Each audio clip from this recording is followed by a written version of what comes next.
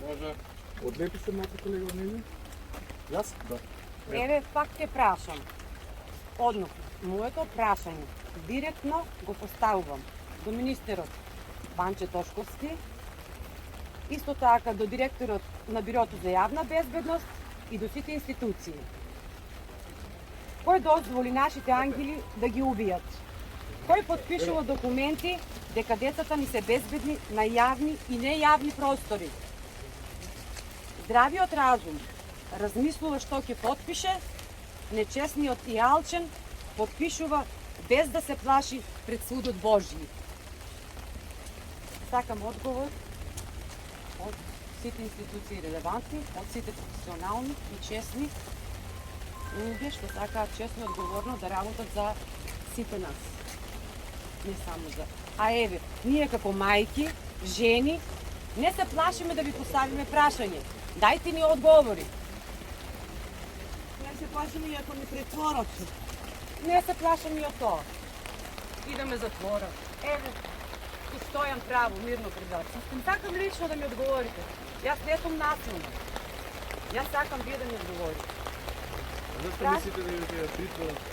Па, не знам. Прашајте го министерот Тошковски и Бирото за јавна безбедност. Да, Имате информација некоја таква, некој ви се заканувал дека може да... Да, па, тука се многу закануват, али ќе дојде време и за тоа. Може само овако поближно? Што ви се заканувале? Дека ние, родителите на малолетниците деца, ќе одговараме лично. Па не е битно. Имам информација. И децата изреволтирани кога беа, значи за нив дека кривично ќе се гонат. А што сторија тие деца? Ги убија нашите деца? За кафичо што? За кафичот, да. Тие ли се криви? Тие ли ги убија нашите деца?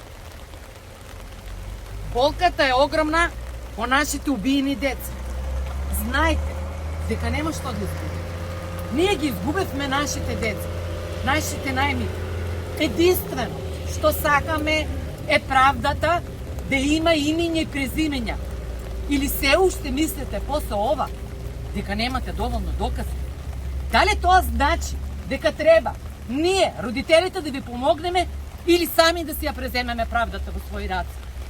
Сакам да ги прашам обвинителите. Колку вреди да млад човечки живот во оваа скапана држава?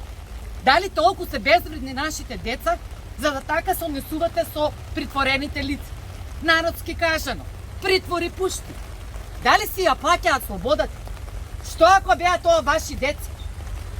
Правда мора да има за овие честни добри деца. Секој од овие деца и во слободното време беа посебни деца.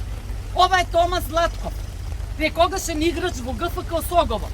Својот спортски дух го насочи кон навивачката група на Осогово Семини и беше еден од нивните најлојални и најверни членов. Го сакаше Осогово, ја сакаше навивачката група Семени, ги сакаше луѓето од овој град.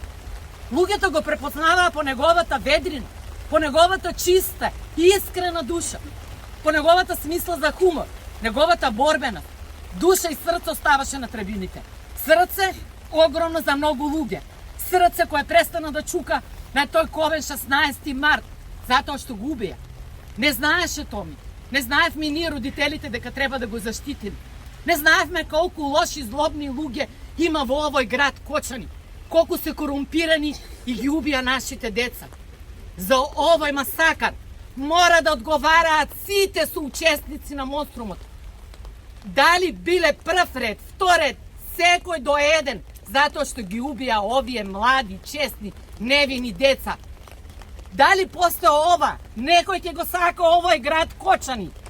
Овој небезбеден град кој 16 март, ковен 16 март, е град на убици.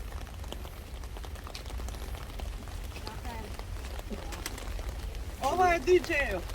13 години работеше во Пулс. Имаше желба да продолжи натаму со музика. За жал, некој ме ја